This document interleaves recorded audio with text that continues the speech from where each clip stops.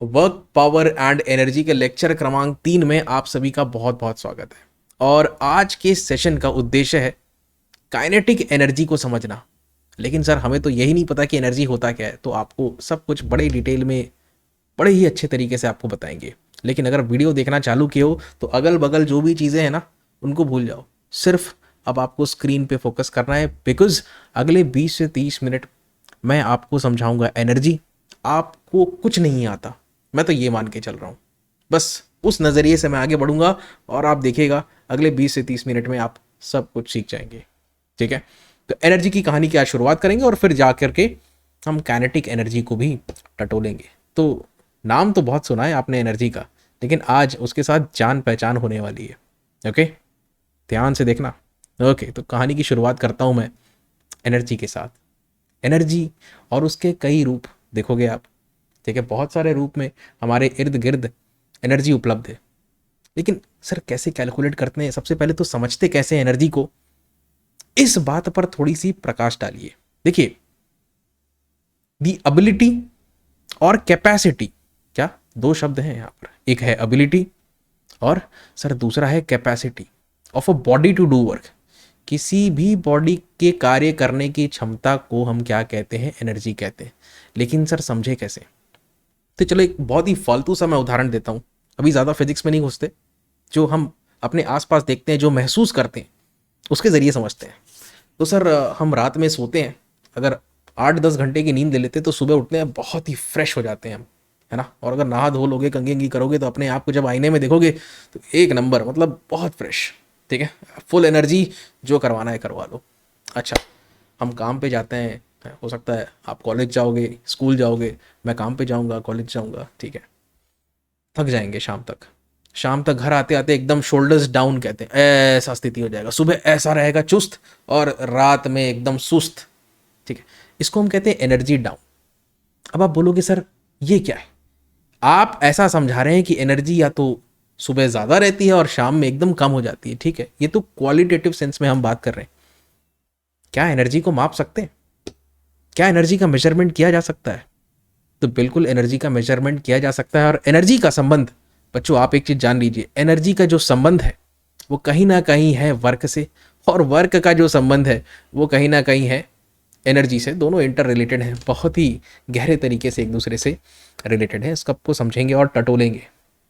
ठीक है sir, energy को अगर मैं किसी और तरीके से आपके सामने प्रस्तुत करना चाहूं, तो एनर्जी ऑफ अ बॉडी, ध्यान से सुनिएगा, energy of a body is measured by the amount of work it can do. कोई भी बॉडी जो है, मान लीजिए मैं आपके सामने बनाता हूं एक ब्लॉक, तो इस ब्लॉक में कितनी एनर्जी है, क्या कितनी एनर्जी है। अब कौन सी एनर्जी है, वैसे तो बहुत सारे प्रकार की होती है, काइनेटिक होती है, पोटेंशियल होती है, साउंड एनर्जी होती है, हीट एनर्जी होती है, केमिकल होती है, एटॉमिक होती है, न्यूक्लियर होती है, बहुत कुछ है। अगर मैं सिंपल आपसे पूछूं कि भाई इस ब्लॉक में कितनी एनर्जी है, भाई मेरे को इसको कैलकुलेट करके बताओ, मुझे बताओ कि संख्या कितनी है।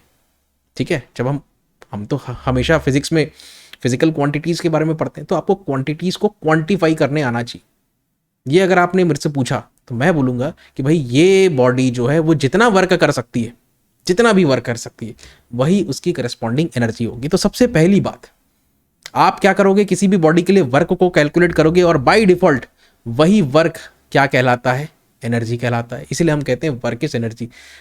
अभी सुनने में तो बड़ा अजीब सा लग रहा होगा आपको, मैं जानता हूँ, लेकिन एग्जाम्पल के जरिए सब कुछ क्लियर हो जाएगा। ठीक है, चिंता मत करो। अच्छा, तो सर वर्क तो स्केलर होता है। अच्छा, जरा वर्क का यूनिट बताओ। सर वर्क का यूनिट होता है सर न्यूटन मीटर। बहुत बढ़िया। एनर्जी का यूनिट क्या होता है पता है? एनर्जी का यूनिट भी न्यूटन मीटर होता है। ये अलग बात है, हम लोग जनरली एनर्जी को एक्सप्रेस करते हैं जूल्स में, सम्मान देते हैं भाई जूल को। अभी चित्र देखे थे ना आपने जिस व्यक्ति का, इन्हीं का नाम है जूल।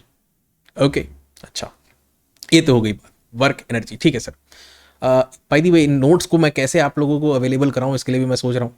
देखते हैं, नहीं तो मेरे एप्लीकेशन में आ जाओ आप, और वहीं पे एक मैं आप लोगों के लिए कोर्स क्रिएट कर दूंगा। ठीक है, और उसमें आपको मिल जाएगा ये सारा कुछ। ठीक, एकदम ही मिनिमल कॉस्ट पे, बिल्कुल टेंशन लेने की बात नहीं। नोट्स तो है ही है, इसमें सब न्यूमेरिकल्स भी रहेगा, सब कुछ रहेगा। एनीवे, मैं अभी सोच रहा हूँ, मैंने एग्जैक्टली सोचा नहीं है। ठीक है, ठीक है सर, तो energy of a body can be calculated by the amount of work it can do. बहुत बढ़िया। वर्क अगर स्केलर है तो सर, क्योंकि वर्क और एनर्जी इक्विवेलेंट है तो एनर्जी भी स्केलर रहेगा। ये दोनों फिजिकल क्वांटिटीज जो हैं, इनके जो यूनिट्स सेम रहेंगे, इनके डायमेंशंस भी सेम रहेंगे। तो डायमेंशंस के बारे में आप जानते हो, मेरे ख्याल में चैप्टर 2 में हमने यूनिट्स और डायमेंशंस को पढ़ा है। अच्छा, अब हमें मतलब है सर एनर्जी कैलकुलेट करने से तो करेंगे, ठीक। आपको दो प्रकार की एनर्जीज को पढ़ना है, एक है काइनेटिक और दूसरी है पोटेंशियल। और ये दोनों के दोनों एनर्जीज आते हैं मैकेनिकल एनर्जी के अंदर। हालांकि जब मैं बात करूं कि फॉर्म्स ऑफ एनर्जी क्या होते हैं, तो एक मैकेनिकल होता है, साउंड होता है। साउंड, कहीं पर भी साउंड आया, आपने बॉल फेंका, दीवार में गया, टकराया, एक आवाज आई, हल्की सी आवाज आई, साउंड एनर्जी, ठीक। दीवार को छूना, बॉल को फेंको, ठीक है, बॉल दीवार से टकरा करके वापस आएगा, आपने रिबाउंड में कैच पकड़ा और दीवार को छू के देखना, हल्का सा वो गर्म होगा, ठीक है। कौन सी एनर्जी है? हीट एनर्जी है। मान लो बहुत बहुत धूप है, ठीक है सर, बहुत धूप है, आपने हाथ बाहर निकाला तो आप क्या महसूस कर रहे हो? सर थोड़ी सी गर्मी महसूस कर रहे हैं। कौन सी एनर्जी है? तो सर ये है हीट एनर्जी, ठीक है। हीट है और लाइट एनर्जी दोनों कह सकते हो। केमिकल एनर्जी होता है, गाड़ी में क्या डलता है सर? पेट्रोल, डीजल, हाँ जी बिल्कुल। कौन सी एनर्जी है? तो सर उसमें केमिकल एनर्जी है। न्यूक्लियर प्लांट आपने देखा है, वहाँ पे यूरेनियम एज अ फ्यूल हम यूज़ करते हैं, तो एक उसका एक आइसोटोप यूज़ करते हैं। बताना कौन सा आइसोटोप है, नीचे कमेंट करके, ठीक। तो वहाँ पर न्यूक्लियर एनर्जी होती है। वैसे इलेक्ट्रिक एनर्जी होती है, मैग्नेटिक एनर्जी होती है, सोलर एनर्जी होती है, मतलब काफ़ी कुछ है, काफ़ी कुछ चीज़ें। हालांकि हमारा उद्देश्य रहेगा सिर्फ मैकेनिकल एनर्जी पर। और मैकेनिकल एनर्जी दो रूप में होता है, एक होता है सर काइनेटिक और दूसरा होता है पोटेंशियल। ध्यान से देखिए, ठीक है। अगर कोई भी वस्तु या ऑब्जेक्ट या बॉडी मोशन में है, चल रही है, मूव कर रही है, तो उसमें बाय डिफॉल्ट कौन सी एनर्जी रहेगी? सर उसमें रहेगी के ई, बोले तो काइनेटिक एनर्जी। अगर कोई ऑब्जेक्ट को आप छत में लेके चले जाओ, आप छत में इस माउस को लेके चले जाओ, माउस में ऑटोमेटिक कौन सी एनर्जी आ जाएगी? उसमें आ जाएगी पोटेंशियल एनर्जी। वैसे ये कौन सा खेल है यार, मुझे अभी नाम नहीं याद आ रहा, कुछ तो जंपिंग है भाई, ठीक है, स्काई डाइविंग कहते हैं शायद, correct me if I am wrong, comment करके बताना। तो भाई साहब क्या करते हैं, ठीक है, एरोप्लेन से ठीक जाते हैं, कुछ नहीं, काफ़ी बड़ी ऊंचाई पर, मतलब थाउजेंड्स ऑफ फीट्स ऊपर जाते हैं। और जैसे जैसे वो एरोप्लेन ऊपर जाते जा रहा है ना, उसके अंदर, उस बॉडी के अंदर, उस एरोप्लेन में, इस ऑब्जेक्ट में, उस ऑब्जेक्ट मतलब ये जो इंसान है ये भी एक ऑब्जेक्ट है ना, इसमें ऑटोमेटिकली कौन सी एनर्जी आ जाती है? पोटेंशियल एनर्जी आ जाती है। और जब वो अपने आप को एरोप्लेन से कूदता है, ठीक है, अपने आप को ड्रॉप करता है ना, ऐसा बिल्कुल कूदते हैं, और बाद में जब जमीन को हिट करने वाले रहते हैं वो पैराशूट को ओपन कर देते हैं, ठीक, फिर वो बढ़िया से नीचे आ जाते हैं। करना पड़ेगा भाई, नहीं तो जान चली जाएगी। तो जब वो ऊपर गया सबसे मैक्सिमम हाइट पर, उसमें थी पोटेंशियल एनर्जी, और जैसे जैसे वो नीचे आते जाएगा वैसे वैसे उसकी गति बढ़ती जाएगी और पूरा का पूरा पोटेंशियल एनर्जी कन्वर्ट हो जाएगा काइनेटिक एनर्जी में, ठीक है। ऐसा कुछ होता है। वैसे तो कंजर्वेशन ऑफ मैकेनिकल एनर्जी जब मैं आपको पढ़ाऊंगा तो आप यही सीखोगे कि कैसे काइनेटिक से पोटेंशियल में बदलाव एंड वाइस वर्सा बताते हैं आपको, ठीक है sir. Kinetic energy, potential energy, फिर से लिखें सर, ये है के ई। क्यों होता है सर? मोशन होता है ठीक है। और ये है पोटेंशियल एनर्जी। क्यों होता है सर? क्योंकि पोजीशन के कारण होता है। अब पोटेंशियल एनर्जी भी दो प्रकार के होते हैं, एक तो ग्रेविटेशनल पोटेंशियल जो कि बिल्कुल ये वाला केस है, और आपको इलास्टिक पोटेंशियल एनर्जी भी सिखाएंगे, स्प्रिंग के केसेस इसी चैप्टर में सीखोगे, ठीक है। काफ़ी काम आने वाला है ना, वो अच्छे से पढ़ना, क्योंकि आगे जाके ऑसिलेशंस में बहुत ज़्यादा यूज़ होगा उसका। एनीवेज सर, एनर्जी को तो हम लोग कुछ हद तक समझ चुके हैं। काइनेटिक एनर्जी में अगर ऑब्जेक्ट मोशन में है तो भाई उसमें काइनेटिक एनर्जी। एक और बात बताता हूँ, मान लो आपके सामने दो बंदे, ठीक, एक हल्क है, ठीक है, और दूसरा है, लिख के करते हैं ना यार, चलो, कौन है? एक है हल्क और दूसरा है एंटमैन। क्या? एंटमैन, चींटी मानव। हल्क आपके तरफ दौड़ते हुआ आ रहा है, उसकी गति है 30 किलोमीटर पर आवर, ऐसा मान लो। एंटमैन आपकी तरफ दौड़ के आ रहा है, उसकी गति है 30 किलोमीटर पर आवर। क्या लगता है आपको किससे ज्यादा चोट लगेगी? बताइए। आप बोलोगे सर हल्क से ज्यादा चोट लगेगी। तो आप इस रिजल्ट तक पहुंचे कैसे? कैसे पहुंचे भैया बताइए। सर हल्क बहुत बड़ा है मतलब विशाल है मतलब उसके पास क्या है सर, हल्क के पास ना मास बहुत ज़्यादा है। तो मास का किसका, हल्क का बहुत ज़्यादा है, किसके मास से सर, चीटी मानव एंटमैन के मास से। बात समझ में आई? इसी वजह से हम बोलेंगे कि भाई हल्क से हमें ज़्यादा खतरा है, उससे ज़्यादा चोट लग सकती है। मतलब उसका क्या है पता है, हल्क के पास क्या चीज़ ज़्यादा है, तो सर एनर्जी ज़्यादा है। बात समझ में आया? और उसके पास कौन सी एनर्जी ज़्यादा है, टू बी वेरी स्पेसिफिक, तो बच्चों उसके पास है काइनेटिक एनर्जी। कैसा लगा एग्जाम्पल, कमेंट करके बताओ नीचे। एनीवेज, अगर वीडियो को आप यहाँ तक देख चुके हो, लगभग 10 मिनट हो चुके हैं, तो मैं आप सभी को रिक्वेस्ट करना चाहूँगा कि भाई वीडियो को ज़्यादा से ज़्यादा लाइक करें, शेयर करें, चैनल को सब्सक्राइब करें, और जो घंटी है ना वो दब जानी चाहिए, ठीक है? एनीवे, तो अब आगे बढ़ेंगे। एनर्जी क्या होता है, तो सर एबिलिटी और capacity of doing work is energy. ठीक, एनर्जी को जब आप कैलकुलेट करना चाहते हैं तो आपको वर्क को कैलकुलेट करना पड़ेगा। अगर आपने वर्क को कैलकुलेट कर लिया, ठीक है, वर्क को कैलकुलेट कर लिया, if you can simply measure work, मतलब आपने एनर्जी को कैलकुलेट कर लिया। किसमें? जूल्स में। जूल बराबर क्या होता है सर? न्यूटन मीटर होता है। मतलब मैं जूल को फर्दर तोड़ रहा हूँ। ठीक है सर, ये समझ गए। आगे बढ़ते हैं, मुद्दे की बात करते हैं। काइनेटिक एनर्जी, तो सर कोई भी ऑब्जेक्ट अगर मोशन में है तो वो कौन सी एनर्जी को कैरी करता है सर? उसमें अंदर होती है काइनेटिक एनर्जी। तो सर एक बात बताइए, यहाँ पर हम एक बनाते हैं बुलेट, ठीक, और उस बुलेट का जो है बहुत तेज स्पीड है। कितना स्पीड है सर? बुलेट की स्पीड है v। अब मेरे को आप बताइए, अगर इस बुलेट में स्पीड v है तो जाहिर सी बात है ये बुलेट जब किसी को हिट करेगा, दीवार में ही मान लो प्रैक्टिस कर रहे हो आप, ठीक है, शूटर हो आप, ठीक, तो दीवार को तो डैमेज कर देगा। अब मान लो ये जो बुलेट है ये है 30 ग्राम्स का, और मैं सामने एक और बुलेट रखता हूं वो है 50 ग्राम्स का। कौन सा बुलेट ज़्यादा डैमेज करेगा सर? ये वाला ज़्यादा डैमेज करेगा। कैसे? आपको ये इंट्यूशन कैसे आ रहा है? क्योंकि सर इसका जो मास है वो ज़्यादा है इसके कंपैरिजन में, इसीलिए ये ज़्यादा डैमेजिंग होगा। तो चलो, ये तो एक एग्जाम्पल था। कहने का मतलब ये है, ऑब्जेक्ट का मोशन जो है वो डिस्क्राइब करता है किसी भी ऑब्जेक्ट के काइनेटिक एनर्जी को। कभी भी आपको ऑब्जेक्ट का काइनेटिक एनर्जी निकालना है तो आपको उस पल मैं कह रहा हूं ना, उस पल, at that moment in time, आपको पता होना चाहिए कि उसकी वेलोसिटी कितनी है। अगर आपको पता है तो सिंपल, हाफ mv², ये फॉर्मूला तो यार बहुत देखे हो 9वीं और 10वीं कक्षा में। हाफ mv² सिंपली अप्लाई करके आप निकाल सकते हैं उसका काइनेटिक एनर्जी। अब आप बोलोगे सर आप तो डायरेक्ट फॉर्मूला बता रहे हो, लेकिन फॉर्मूला डायरेक्ट बताने से कैसे चलेगा, डेरिवेशन भी तो देखना पड़ेगा ना, बताएंगे आपको, ठीक है। और एक और चीज़ यार, मेरी बड़ी शिकायत रहती है बच्चों से, वो क्या करते हैं कि कभी भी किसी चैप्टर को स्टार्ट करते हैं ना, पहले न्यूमेरिकल्स बनाना स्टार्ट कर देते हैं, बिना थ्योरी पढ़े, बिना कुछ कॉन्सेप्ट को समझे। देखिए, जब आप किसी भी नए चैप्टर को स्टार्ट कर रहे हैं ना, बिल्कुल इंट्रोडक्शन तक को मत छोड़ो, 2-3 बार पढ़ो। असल में वो चैप्टर अगर हम पढ़ रहे हैं तो क्यों पढ़ रहे हैं? अगर आप नहीं पढ़ोगे तो आपको समझ में नहीं आएगा उसका उद्देश्य क्या है पढ़ने का। हर चीज़ को 2-3 बार पढ़ो, तब जाके कॉन्सेप्ट क्लियर होते हैं। और वैसे तो आप अगर मेरे लेक्चर्स देख रहे हो तो आपको कोई दिक्कत बिल्कुल भी नहीं आनी।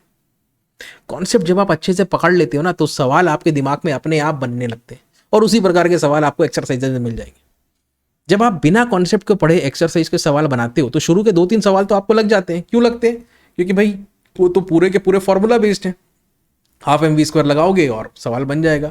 लेकिन जो आखिरी के 4-5 सवाल रहेंगे ना, या जो बीच के सवाल रहेंगे, उसमें आप अटक जाओगे, अब वो फिर आपसे बनेंगे नहीं, आपका कॉन्फिडेंस नीचे जाएगा। इसीलिए हमेशा थोड़ा सा लंबा रास्ता चुनो, कॉन्सेप्ट को अच्छे से समझ लो पहले। जब आप समझ जाओगे ना, सवाल आसानी से बनाओगे, आपका कॉन्फिडेंस लेवल जो है वो धीरे धीरे ऊपर जाएगा, ठीक है। तो कॉन्फिडेंस लेवल बढ़ाना है कि नहीं? यस सर, बढ़ाना है। तो भाई एक सही सीक्वेंस में पढ़ाई करिए, एकदम से एक्सरसाइज खोले, सवाल मत बनाइए। चलो, हो गई बात, आगे बढ़ेंगे। Energy possessed by a body, ध्यान से सुनना, by virtue of its motion, due to motion मतलब sir kinetic energy, due to position होगा तो सर मतलब पोटेंशियल एनर्जी। बताएंगे यार इसको भी बाद में, ठीक है। Energy possessed by a body by virtue of its motion is kinetic energy, ठीक। मोशन मतलब चलने वाला मोशन, और भी मोशन होते हैं, एक लूज मोशन होता है, एनीवे छोड़ो वो सब पता नहीं कभी कभार मुझे भी क्या क्या दिमाग में ख्याल आने लगते हैं। एनीवे, अब क्या है, मोशन के साथ साथ, अब छोड़ो, रहने दो। An object that is in motion, an object that's in motion has the capacity of doing work. अब देखिए यहाँ पर ये टूटा हुआ शीशा मुझे दिख रहा है, तो मुझे एक बात याद आ रही है, बहुत पुरानी बात है, ठीक है। तो हमारे घर में आंगन होता था, तो हम लोग वहाँ पे खेला करते थे। ठीक, अब तो मेरा घर चेंज हो गया, अब आंगन में कार खड़ी रहती थी, पहले हमारे पास कार थी नहीं। तो कूलर वूलर लगाए हो कि नहीं घर में? लगाए होगे। तो जब हम कूलर लगाते हैं ना, तो खिड़की को खोलना पड़ता है। ठीक है, अब खिड़की खुली हुई थी, अब क्रिकेट खेलते थे। ठीक है, तो लग गई बॉल, जाके जोर से शॉट मारा तो लग गई बॉल। लगने से कांच टूट गया। क्यों टूटा? क्योंकि सर बॉल के पास थी बहुत सारी एनर्जी। जब मैंने उसको बैट से हिट किया बॉल को, तो उसमें क्या आ गई? एनर्जी आ गई। बात समझ में आया? ठीक, और वो एनर्जी यहां पर जाके इस कांच की खिड़की पर जाके लगी और बस खत्म। देखिए, अगर मैं बॉल को सीधा यहाँ पे रखता और उससे प्रेस करता ना, तो ये कांच नहीं टूटता। क्यों नहीं टूटता? क्योंकि उसमें एनर्जी नहीं है, मोशन नहीं है, तो एनर्जी कहाँ से होगी? लेकिन जब बॉल मोशन में आता है और किसी कांच से टकराता है, तो भाई उसमें बहुत सारी ताकत आ जाती है। तो यही तो एग्जाम्पल था हल्क और एंटमैन का। ठीक, एक पहला एग्जाम्पल है काइनेटिक एनर्जी क्या कर सकता है, ये एक एग्जाम्पल है। अच्छा, डेमोलिशन होते थे बिल्डिंग्स के पहले, आज भी होते हैं। आजकल डायनामाइट लगा के, एक्सप्लोसिव लगा के डेमोलिशन करते हैं। वो बीच में नोएडा का ट्विन टावर का देखा ना आपने? डेमोलिशन में ही कितना मतलब खर्चा हो गया। अगर पता है कितना करोड़ खर्चा हुआ तो नीचे कमेंट करके बताना मुझे तो नहीं पता है, तो लोगों की जीके के लिए हो जाएगा। ठीक, तो डेमोलिशन हम कैसे करते थे पता है? बहुत बड़े बड़े स्फेरिकल बॉल्स रहते थे, लोहे के बॉल्स रहते थे। ठीक, उसको हम सस्पेंड करते थे, लटका के रखते थे, उसको एक तरफ इधर से ऐसा खींचते थे और फिर छोड़ देते थे, तो वो स्विंग करके आके दीवार से लगता था और उसकी एनर्जी इतनी भयानक होती थी कि दीवार वहीं पे कलप्स। समझ में आया? तो काइनेटिक एनर्जी बहुत कुछ कर सकता है, काम बना भी सकता है और भाई बिगाड़ भी सकता है। दूसरा एग्जाम्पल देखो, ये एग्जाम्पल है बुलेट का। मुझे भाई काइनेटिक एनर्जी को बुलेट के द्वारा पढ़ाना बड़ा मजा आता है। किसी भी वुडन ब्लॉक में आप अगर गोली चलाओगे उसकी तरफ, तो उसमें इतनी काइनेटिक एनर्जी रहती है कि वो उस वुडन ब्लॉक को चीर देगा। चीर देने को अंग्रेजी में हम कहते हैं पियर्सिस। बात समझ में आया? चीर देगा। भाई इंसान भी अगर सामने आ जाता है तो बुलेट कई बार आर पार हो जाती है, और कई बार क्या होता है हमारे शरीर के अंदर चले जाता है। आशा करता हूं ऐसा किसी के साथ ना हो, लेकिन ऐसा होता है। ठीक, अच्छा, एक बुलेट से मुझे एक एग्जाम्पल याद आ रहा है। जॉन विक देखी है कि नहीं आप लोगों ने? जॉन विक का मेरे ख्याल में चैप्टर 3 पाराबेलम। पाराबेलम मतलब होता क्या है मुझे तो नहीं पता, तुम लोग ने को जान पता होगा तो नीचे कमेंट करके बताना। इसमें क्या होता है, जब होटल के अंदर फाइट सीन है, तो उसमें जब बहुत सारे सोल्जर्स आ जाते हैं, तो पूरा कवचधारी सोल्जर्स रहते हैं, मतलब ऊपर हेलमेट पहने रहते हैं, बॉडी पूरी आर्मर रहती है। तो जब जॉन विक उन लोग को मतलब बंदूक से हिट करता है ना, तो गोली बिल्कुल पियर्स नहीं करती। उसके बाद वो क्या करता है, वापस से क्या कहते हैं इन्वेंट्री में जाता है और फिर से नई गन्स निकालता है। उस गन के बुलेट जो रहते हैं वो बहुत बड़े बड़े रहते हैं, अच्छे खासे बड़े रहते हैं। शॉटगन में जैसी कुछ बुलेट रहते हैं। ठीक है, मतलब शॉटगन ऐसा होता है कि आप जब गोली चलाओगे ना, तो आपको झटका लगता है, उसको हम कहते हैं रिकॉइल। ठीक, आजकल ऐसे गन्स आ गए हैं कि उसमें रिकॉल बहुत बहुत कम होता है। ठीक है, लोग दबाते जाते एक एक करके बुलेट्स निकलती जाती हैं, लेकिन रिकॉइल बहुत कम होता है। एनीवेज, हाँ, रिकॉइल ज़्यादा रहता है, लेकिन वो जो बड़ी वाली बुलेट रहती है, इतनी बड़ी बड़ी बुलेट्स रहती हैं, वो अब तो बॉडी आर्मर को भी चीर के अंदर जाके चले जाता है। तो ये एक बढ़िया इंस्टेंस था। क्यों? बड़ी बुलेट है, ज़्यादा मास है, शॉटगन है, तो उसमें वेलोसिटी, ज़्यादा वेलोसिटी से भी वो निकलता है। तो ये रीज़न रहते हैं। तो बुलेट बहुत डैमेज पहुंचा सकता है। ठीक, तीसरा, ये क्या है सर? तो भाई देखो, ये है वाटर जेट कटिंग। ये पतली सी पानी की धार है जो इस नोजल के जरिए निकल रही है और ये मेटल को कट कर दे रही है। आपने सोचा भी नहीं होगा कि पानी की धार से हम मेटल को कट कर सकते हैं। बिल्कुल संभव है। पानी में बहुत एनर्जी होती है, उसको सही तरीके से यूज़ करने आना चाहिए। ठीक है, वैसे तो हम टरबाइन लगा करके पानी के मतलब नदी के बहाव को रोक करके डैम बनाते हैं, और उस डैम के पानी में जो पोटेंशियल एनर्जी है ना, उससे हम घुमाते हैं टरबाइन। और टरबाइन जब घूमता है तो उसके साथ चिपका हुआ होता है, मतलब कपल्ड रहता है अल्टरनेटर, तो अल्टरनेटर घूमता है और बिजली उत्पन्न होती है। ठीक है जी, विद्युत।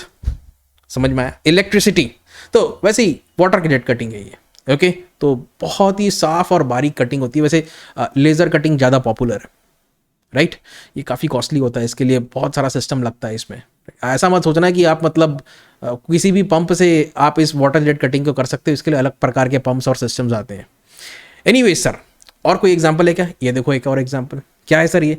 तो बच्चों ये तो जानते हो यार, विंड टर्बाइन। तो मैंने देखा भी है इसको। मैं एक बार इंदौर गया था, इंदौर से फिर मैं उज्जैन गया था, महाकाल। तो जब मैं इंदौर जा रहा था ना, देवास होते हुए जाते हैं, तो वहाँ पे आप जब जाओगे तो इस प्रकार के आपको विंड टर्बाइंस मिलेंगे। तो यहाँ पे क्या है? हवा है। चल रही है अब, हवा चल रही है। कोई भी चीज़ अगर चल रहा है मतलब वो मोशन में है, मोशन में है मतलब सर उसमें एनर्जी है। हवा का भी तो कोई द्रव्यमान है, मतलब मास है। बात समझ में आई? तो जो भी चीज़ मोशन में है उसमें एनर्जी है। और यहाँ पर हवा की एनर्जी को हम कैश इन कर रहे हैं। कैसे? जब वो इस ब्लेड से टकराती है ना, तो ब्लेड जो है वो कुछ सर इस प्रकार से रोटेट होने लगता है, इस एक्सिस के अबाउट ये रोटेट होने लगता है। और जब कोई भी चीज़ रोटेट करने लगता है ना, तो हमें बड़ी खुशी होती है, क्योंकि हमें मिल रही होती है मैकेनिकल एनर्जी। बात समझ में आया? रोटेशनल एनर्जी आप कह लो। अभी अभी फिलहाल ये चीज़ है। तो मेरे ख्याल में काइनेटिक एनर्जी पर तब बहुत ज्ञान दे दिया मैंने। अब थोड़ा सा जैसा मैं कह रहा था आपसे कि भाई energy of a body can be measured by the amount of work it can perform. फिर से, energy of a body can be measured by the amount of work it can do और परफॉर्म। ठीक है sir, मुद्दे पे आते हैं। देखो अब थोड़ा सा मैथमेटिकल होगा ये, ठीक है? ये सारे डेफिनेशंस तो आपने देख लिए। तो हमारे पास एक प्रश्न है। क्या प्रश्न है सर? ये कैलकुलेट कैसे कर सकते हैं? तो कुछ सिनेरियो बनाते हैं हम, ठीक है? सिनेरियो ये है कि हम क्या करेंगे, हम एक बॉक्स को धक्का मारेंगे एक कांस्टेंट फोर्स के थ्रू, ठीक है? और वो एक पोजीशन से दूसरे पोजीशन में जाएगा। तो जाने पर जितना वर्क होगा वही क्या कहलाएगी? उसकी एनर्जी। फिर से हम क्या करने वाले हैं, एक बॉक्स को धक्का देने वाले हैं with the help of some force, ठीक? वो फोर्स क्या कांस्टेंट रहेगा, मैं पहले से बता दे रहा हूं। एक पोजीशन से दूसरे पोजीशन तक पहुंचेगा और जितना वर्क आपने कर लिया वही क्या है बाय डिफॉल्ट उसकी काइनेटिक एनर्जी। क्यों? क्योंकि सर जब आप बॉक्स को धक्का मार रहे हैं ना, वो मोशन में आ जाएगा। आप देखोगे कैसे सर, ये तो हवा में बात हो रही है, लेकिन थोड़ा सा अगर कुछ बॉक्स दिख जाए तो मज़ा आ जाए। तो ये लो रहा बॉक्स। हाँ सर, ये बढ़िया है, बॉक्स तो दिख गया सर। देखो अभी कोऑर्डिनेट सिस्टम में बॉक्स जो है x1 पोजीशन पे, कहाँ? यहाँ x1 पे, ठीक है सर, x1 पे। अब यहाँ पर इसमें एक लगा कांस्टेंट फोर्स। समय के साथ या पोजीशन के साथ इस फोर्स के मैग्नीट्यूड में कोई चेंज नहीं आ रहा है, नो चेंज। ये कैसा फोर्स है सर? ये ना कांस्टेंट फोर्स है। समझ गए सर? बहुत बढ़िया, समझ गए। अब मान लो कुछ देर बाद आप देखते हो यहां पे आ गया, इसकी पोजीशन अब क्या है सर? ये x2 है। तो कितना डिस्प्लेसमेंट हुआ सर? x2 माइनस x1, ये रहा। बहुत बढ़िया।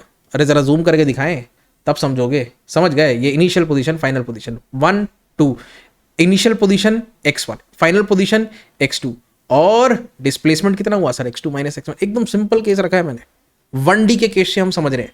आप चाहो तो इसी सेम चीज को 2D और 3D में भी एनालाइज कर सकते हो, ठीक? फ्रिक्शन नहीं है मेरे भाई, है ना? ऐसा मत बोलना क्या सर आपने फोर्स लगाया लेकिन यहाँ पे फ्रिक्शन होगा। नहीं है मेरे भाई, नहीं है फ्रिक्शन। चलो मैं बोल देता हूं पहले से। अब बताइए सर, जब आप यहां से यहां तक कार्य करेंगे इसके ऊपर, तो सर यहां पर आ जाएगी उसके पास वेलोसिटी। क्या सर? वेलोसिटी आ जाएगी। और जैसे ही वेलोसिटी आ गई तो हम क्या बोलेंगे सर? ये मोशन में आ गया। और कोई भी ऑब्जेक्ट जब मोशन में आ जाता है तो किस प्रकार की एनर्जी उससे आप उसको एसोसिएट कर सकते हो सर? काइनेटिक एनर्जी से। बस वही करना है। समझ गए? चलो मैं थोड़ा सा मामला को सेट कर देता हूं। तो शुरुआत में ये जो ऑब्जेक्ट यहां पे रखा हुआ है, ये बिल्कुल थकेला है। थकेला बोले तो रेस्ट में, कोई एनर्जी नहीं है इसके पास। क्या बेटा?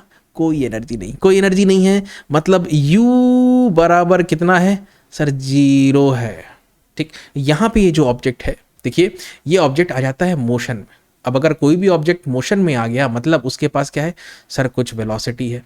अब वेलोसिटी है, उसको मैं किससे रिप्रेजेंट कर रहा हूं सर? V से रिप्रेजेंट कर रहे हैं। बहुत बढ़िया। तो शुरुआत में सर इनिशियल वेलोसिटी 0 है, और फाइनल कितनी वेलोसिटी हमको नहीं पता, कुछ भी हो सकता है, डिपेंड करता है मास वास कितना है, वो सब चीज़ है, फोर्स कितना है, ठीक? जानते हो ना, force is equal to mass into acceleration. ठीक है सर, प्रॉब्लम सेट हो गया। अब देखो यहां पर उसके पास जब वो यहां पे पहुंचेगा ना, तो कौन सी एनर्जी ऑटोमेटिकली उसमें आ जाएगी सर? Kinetic energy. कौन सा पोजीशन है सर? ये पोजीशन 2 है। तो लिखो काइनेटिक एनर्जी फॉर पोजीशन 2।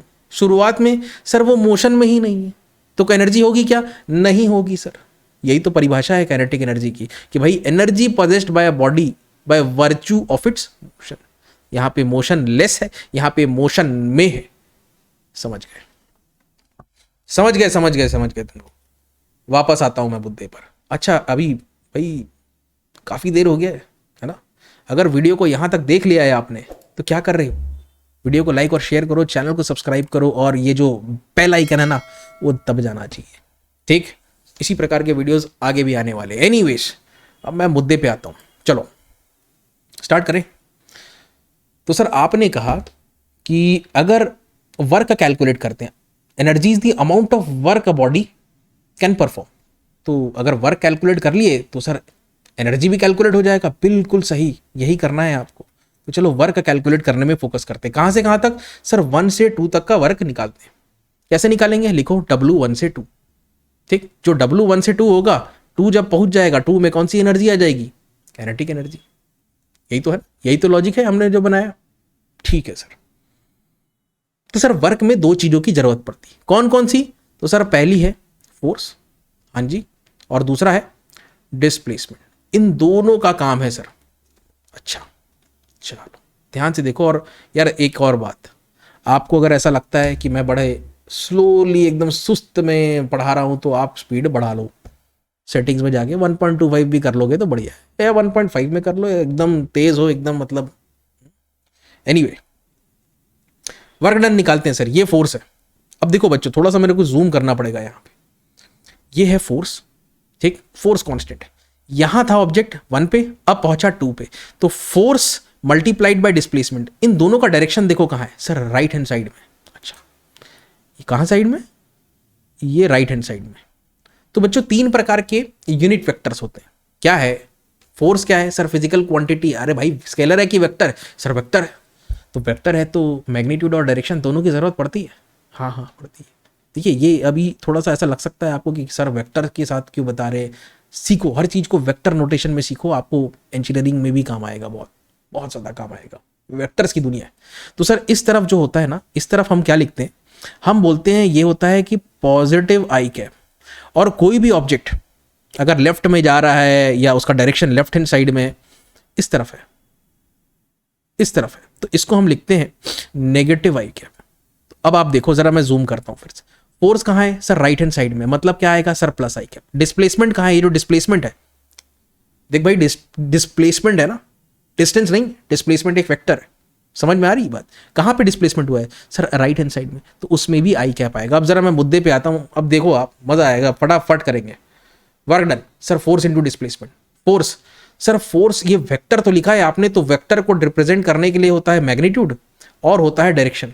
तो मेरे भाई ये देखो, फोर्स को मैं आपको दिखाता हूं, उसका मैग्नीट्यूड है एफ, उसका डायरेक्शन है आई कैप, लिखा। उसी प्रकार से ये जो डिस्प्लेसमेंट है उसका मैग्नीट्यूड है डेल्टा एक्स और आई कैप हो उसका डायरेक्शन। दोनों के दोनों राइट हैंड साइड में, इसलिए प्लस आई कैप लगाया मैंने। अगर लेफ्ट में होता तो माइनस लगाते। समझ गए जी सर? इसको मिटा देते हैं फिर। अच्छा एक और बात बताओ, ये आई और ये तो एफ और डेल्टा एक्स तो एक साथ हो जाएगा, magnitude multiplication. I cap multiplied by I cap कितना होगा सर? ये 1 होगा। अच्छा पता है मतलब। और J cap dot J cap sir ये भी 1 होता है। अच्छा, और के कैप डॉट के कैप क्या होता है सर? ये भी 1 होता है। Dot product of unit vectors is equal to 1, मतलब similar unit vectors I I J J के। ठीक, अच्छा पता है ना? अगर नहीं पता है तो भाई मेरी वेक्टर्स वाली वीडियोस देख लो, मिल जाएगा। देखता हूं मैं नीचे नहीं तो डिस्क्रिप्शन में सारी प्लेलिस्ट, सारे चैप्टर्स के जितने भी अभी तक हो गए, मैं सबकी प्लेलिस्ट लगा दूंगा, बिंदास, कोई दिक्कत नहीं। और हाँ, मेरे वीडियोस अगर पसंद आ रहे हैं ना तो उनको बिल्कुल शुरुआत से देखना, क्योंकि वेक्टर समझोगे तो मोशन इन स्ट्रेट लाइन समझोगे, मोशन इन स्ट्रेट लाइन समझोगे तो मोशन इन प्लेन समझोगे, मोशन इन प्लेन समझोगे तो वर्क पावर एनर्जी भी समझ जाओगे। ठीक है, और सर्कुलर मोशन, वो सब मोशन इन प्लेन के ही केसेस हैं, सर्कुलर मोशन तो इनफैक्ट। ठीक है सर, यहां तक आई और आई क्या हो गया सर? ये हो गया 1, तो एफ डेल्टा एक्स बचा। अच्छा, एफ बराबर क्या होता है सर? न्यूटन का दूसरा नियम ये कहता है कि भाई एफ बराबर होता है एम ए, ये लो लिख दो, और डेल्टा एक्स तो डेल्टा एक्स हो गया। सर ये एक्सेलरेशन कैसे कैलकुलेट करें सर? यहाँ तो कुछ भी वेलोसिटी होती है, यहाँ तो वेरिएबल के फॉर्म में हमने लिखा है, तो आप भी एक्सेलरेशन को वेरिएबल के फॉर्म में एक्सप्रेस करो। तो चलो इसकी कहानी समझाता हूँ इस गुब्बारे के अंदर आपको। ठीक है, देखिए 1 से 2 की कहानी है। यहाँ पे आप काइनेमेटिक इक्वेशंस यूज कर सकते हो। ठीक, जो पढ़े हो ना आप, कौन कौन से? v equals to U plus A T, हाँ सर पढ़े। V square minus U square बराबर 2as पढ़े हैं सर। क्या कैलकुलेट करना है? एक्सेलरेशन करना है सर। तो हम लगाएंगे यहाँ पर V square minus U square बराबर 2as। अच्छा, ये है फाइनल, ये है इनिशियल, ये है फाइनल, ये है इनिशियल, और ये है डिस्प्लेसमेंट यहाँ पर। ठीक है जी, ओके सर। तो फाइनल कितना है सर? फाइनल को तो v लिखेंगे, बिल्कुल v लिखेंगे। इनिशियल कितना है सर? यहाँ पे 0 पुट करेंगे, बहुत बढ़िया। और 2 इंटू ए इंटू एस, एस मतलब क्या है सर, ये डेल्टा एक्स है। समझ में आई बात, ये डिस्प्लेसमेंट है, बिल्कुल जैसा मैं बता रहा हूँ वैसे ही करना है आपको। ये लो रख दिया वैल्यू। अब मुझे थोड़ा सा और छोटा होना पड़ेगा भाई, है ना जी, दिख रहा है, हाँ। अब देखो ये इक्वेशन आ गई, आपको ए कैलकुलेट करना है, ये ए का वैल्यू निकल करके आ गया V square by 2 delta X. इसको उठा करके आप यहाँ पे रख दीजिए। जैसे ही आप यहाँ पे रखोगे आप इसको कैलकुलेट कर लोगे। मैं फिर से अपने जगह में अदली बदली करता हूँ, तो ये रहा, बहुत आसान है। डेल एक्स कैंसिल हो गया, वर्क डन कितना आया, work done is kinetic energy at 2, जैसा हमने पहले भी बोला था। और वर्क डन का वैल्यू कितना आ रहा है, इसको सॉल्व करोगे, del X cancel, M V square by 2 बोले तो हाफ एम वी स्क्वायर। समझ में आ गई बात, उम्मीद करता हूँ समझ गए होगे। तो ये काइनेटिक एनर्जी को कैलकुलेट करने का तरीका है, सिंपल कॉमन सेंस या फिर जनरल मेथड भी हम कहते हैं। कई बच्चों को रहता है कि सर हमको तो एग्जाम में कैलकुलस से पूछा है, डिफरेंशियल कैलकुलस या इंटीग्रल कैलकुलस, सर वहाँ पे कैसे करेंगे, तो वो भी बताते हैं। समझ गए काइनेटिक एनर्जी, ठीक। कोई भी बॉडी या ऑब्जेक्ट कितना वर्क कर सकता है, ठीक, उसी को हम काइनेटिक एनर्जी कहते हैं। ओके, तो काइनेटिक एनर्जी अगर कैलकुलेट करना है तो वर्क कैलकुलेट कर लो, काइनेटिक एनर्जी हो गया कैलकुलेट। अगले पे आते हैं, जरा केस देखिए, शानदार केस है ये। तो शानदार क्या है, वो पिछले बार वाला ये उसी को कॉपी पेस्ट कर दिया मैंने। देखो क्या है पोजीशन 1 है सर, पोजीशन 2 है, x1 और x2 पर, ठीक है सर। तो यहां पर ऐसा मान लो टाइम t था, तो यहां पर टाइम कितना हो गया sir, t plus delta T, ऐसा आप कह सकते हो। तो चेंज कितना आया, तो सर ये है ना चेंज हमारे पास, ये तो चेंज है, डेल्टा टी तो चेंज है। अच्छा अच्छा अच्छा, कैलकुलस में सर हमने देखा है कुछ डी एक्स रहता है, कुछ डी वाई रहता है, इस प्रकार से मतलब बहुत परेशान करने वाले एक्सप्रेशंस रहते हैं सर। अच्छा, कोई दिक्कत नहीं, आप सब समझ जाओ। मैं बस इतना चाहता हूं आपको इतना पता हो कि इंटीग्रेशन एक्स कितना होता है। मैं बस इतना चाहता हूं कि आपको ये पता रहे कि D by D x of x square कितना होता है। ये जो छोटी मोटी चीज़ें हैं ना, ये आपको पता होनी चाहिए। बस अगर पता है तो बाकी पीछे की फिजिक्स को मैं आपको समझा दूंगा। फिजिक्स को समझना मुश्किल है, मैथ्स को नहीं। मैथमेटिक्स तो फॉर्मूले में चलता है, ठीक, लेकिन फिजिक्स के जरिए हम वहां तक पहुंचते हैं। चलिए देखिए, इन दोनों टाइम स्टैम्प्स के बीच में मान लीजिए स्टॉप वॉच है आपके पास, यहां पर कितना है सर, टी है। यहां पर स्टॉप वॉच की रीडिंग कितनी, यहां पर है टी प्लस डेल्टा टी। उन दोनों के बीच में और भी बहुत सारे टाइम स्टैम्प्स रहे होंगे, उसमें से एक ये है 1 और जस्ट थोड़े से फ्रैक्शन ऑफ अ सेकंड के बाद, मिली सेकंड के बाद ऑब्जेक्ट जो है वो यहां पर पहुंच गया। एंड एक और बात, फोर्स यहां पर अगर एफ लगाए, इसमें भी एफ लगाए, इसमें भी एफ लगाए, थ्रू आउट 1 से लेके 2 तक फोर्स का वैल्यू बिल्कुल भी चेंज नहीं हुआ है, ठीक है सर, फोर्स कांस्टेंट। भाई फोर्स लगाए तो एक्सेलरेशन आएगा ना, एक्सेलरेशन भी कांस्टेंट आएगा, लेकिन उसके कारण वेलोसिटी कंटिन्यूअसली बढ़ती जाती है। अगर ऑब्जेक्ट में आप कंटिन्यूअसली फोर्स लगा के रखते हो कांस्टेंट भी, तो वेलोसिटी कंटिन्यूअसली उसकी बढ़ती जाएगी। Why, because there is acceleration, ठीक है, rate of change of velocity. अच्छा, अब सर ऑब्जेक्ट थोड़ा सा खसका है, यहाँ थोड़ा सा जूम करूंगा, यहाँ पे जो थोड़ा सा खसका है ना, इसको मैं थोड़ा सा डिस्प्लेसमेंट बोलूंगा। आप चाहो तो इसको क्या बोल सकते हो, आप चाहो तो बोल सकते हो यहां से यहां तक सर ये है ना x1 डैश है, और आप बोल सकते हो सर यहां से लेके यहां तक, ये यहां तक ये सर x1 डबल डैश है। तो ये जो छोटा सा डिस्प्लेसमेंट है ना, उसी को मैं यहां पे लिख रहा हूं, मैं इसको कह रहा हूं dx। अगर बड़ा डिस्प्लेसमेंट होता तो डेल्टा एक्स लिखे थे ना पिछली बार। कैलकुलस की दुनिया में जो डेल्टा है उसको रिप्लेस कर दो डी से। समझ गए, हाँ सर ये समझ गए। बस अगर ये समझ गए तो आगे की कहानी भी समझ जाओगे। तो छोटा सा डिस्प्लेसमेंट के लिए कौन रिस्पॉन्सिबल है, छोटा सा वर्क निकलेगा। वर्क के लिए क्या करते हैं हम लोग सर, फोर्स को हम लोग मल्टीप्लाई करते हैं डिस्प्लेसमेंट के साथ। अच्छा, तो यहां से लेके यहां तक क्या हुआ है, छोटा सा वर्क हुआ है। क्या हुआ है सर, छोटा सा वर्क डी डब्ल्यू। कैसे कैलकुलेट करोगे डी डब्ल्यू को सर, फोर्स तो वही है सर, जितना यहां पे लगा था उतना यहां पे, उतना ही यहां पे, उतना ही यहां पे। तो फोर्स इंटू डिस्प्लेसमेंट क्या है, बहुत छोटा डिस्प्लेसमेंट, छोटा वर्क। लेकिन अगर आपको पूरा वर्क का कैलकुलेट करना है तो आपको 1 से लेकर 2 तक इंटीग्रेट करना पड़ेगा। कैसा, 1 से लेकर 2 तक इंटीग्रेट करना पड़ेगा, 1 से लेकर 2 तक इंटीग्रेट करना पड़ेगा, तभी आप उस वर्क को कैलकुलेट कर सकते हैं।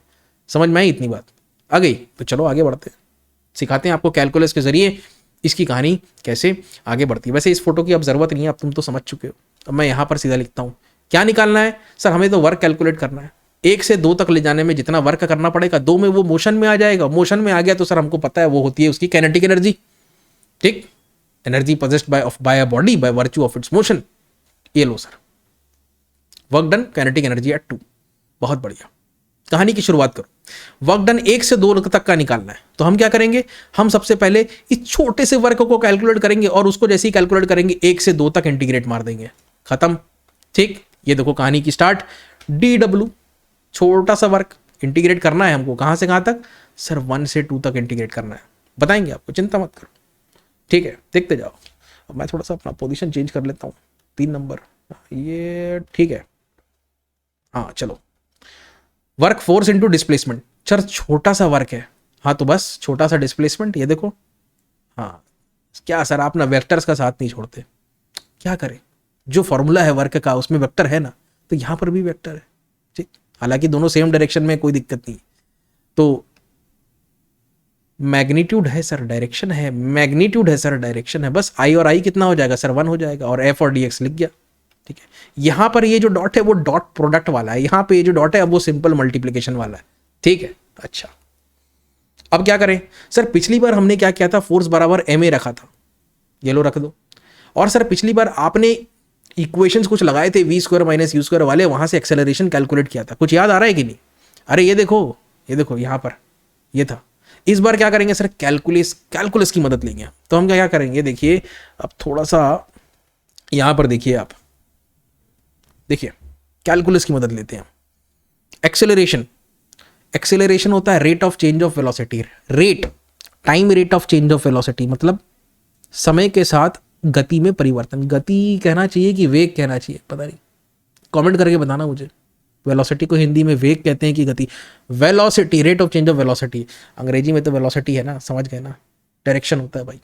dv/dt लिखते हैं, लिखो, और ये dx। अच्छा सर देखिए, इसमें एक खास बात है, यहाँ पर ये जो dx/dt, ये रंग पसंद नहीं आया यार मुझे, ये पीला रंग बढ़िया लगता है काले स्क्रीन में। dx/dt सर, ये तो rate of change of displacement है, मतलब सर ये वेलोसिटी है, तो लिखो ना, कौन रोक रहा है? हाँ सर, mdv, और ये v हो गया। अब सर देखिए, इंटीग्रेशन के अंदर हम उन्हीं क्वांटिटीज को रखेंगे जो कि चेंज हो रहे हैं।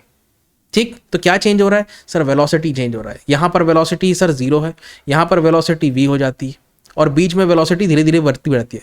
अगर मैं वेलोसिटी वेक्टर बनाऊं तो यहां पर कोई वेक्टर नहीं बनेगा, यहां पर छोटा सा वेक्टर बनेगा वेलोसिटी का, यहां पर और थोड़ा बड़ा बनेगा, यहां पर और बड़ा बनेगा, और यहां पर सबसे बड़ा बनेगा। बात समझ में आ रही है? ये वेलोसिटी का वेक्टर है। देखिए समय के साथ वेलोसिटी का वेक्टर कैसे साइज में बढ़ते जा रहा है, क्यों? क्योंकि उसका मैग्नीट्यूड बढ़ते जा रहा है। यही तो फंडा है वेक्टर्स का। ठीक है सर, ये भी समझ गए, इसमें क्या है? हाँ कुछ नहीं है, चलो कांस्टेंट को निकालो बाहर और वेरिएबल को रखो इंटीग्रेशन के अंदर, v dv हो जाएगा v²/2। ठीक, लिमिट लगाना है ना, तो यहां पर वेलोसिटी कितनी है सर? कुछ नहीं है, 0 मीटर पर सेकेंड। ठीक है जी, और सर यहां पर वेलोसिटी कितनी है? यहां पर है v मीटर पर सेकेंड। बात समझ गए? 0 और यहां पर v। ठीक है सर, वेरिएबल क्या है सर? वेलोसिटी है वेरिएबल, तो बस उसी में काम करना पड़ेगा भाई। देखो आप, वेलोसिटी क्या है? वेरिएबल है, तो वेलोसिटी के ही लिमिट्स रखोगे इन दोनों पोजीशंस के लिए। 1 और 2 पोजीशन पे वेलोसिटी कितनी है? 0 और v मीटर पर सेकेंड। समझ गए सर?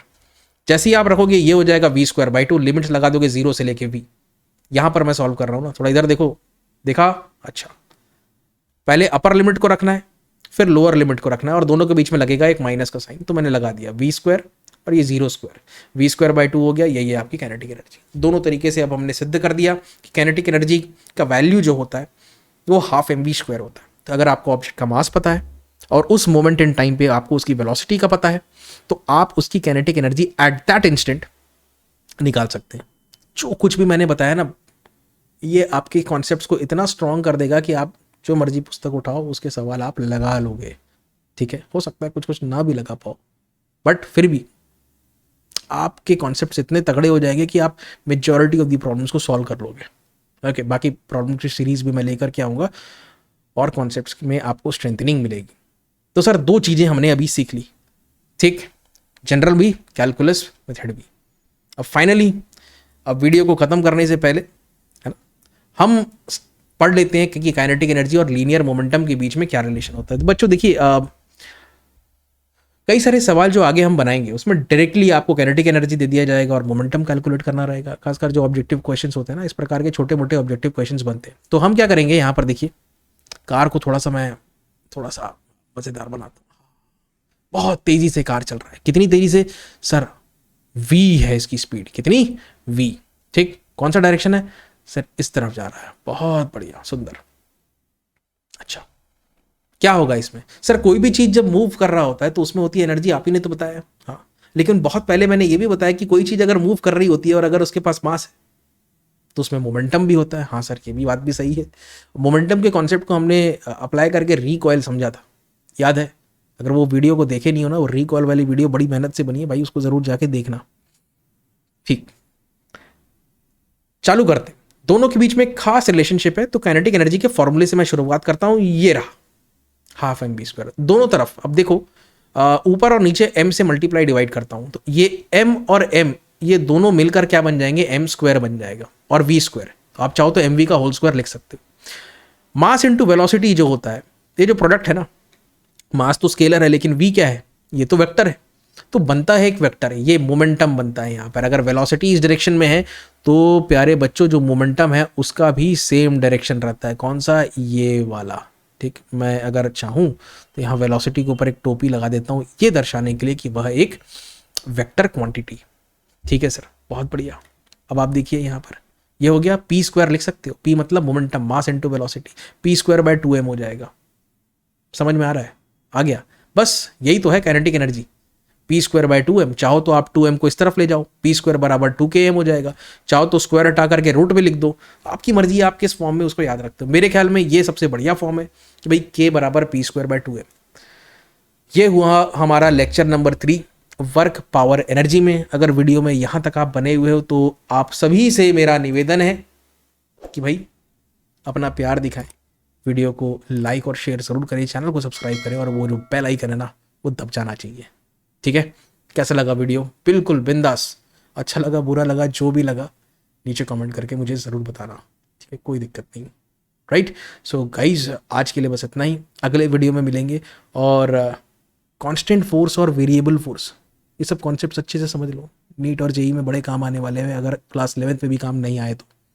ठीक, कांस्टेंट और वेरिएबल फोर्स के साथ आपको कैसे डील करना है, काइनेटिक एनर्जी और वर्क के बीच की रिलेशनशिप है, ये सब मैं आपको एस्टैब्लिश करके बताऊंगा। फिर कॉन्सेप्ट सीख लो, फिर न्यूमेरिकल्स भी आपसे बिल्कुल बनेंगे। ठीक है, गुड डे।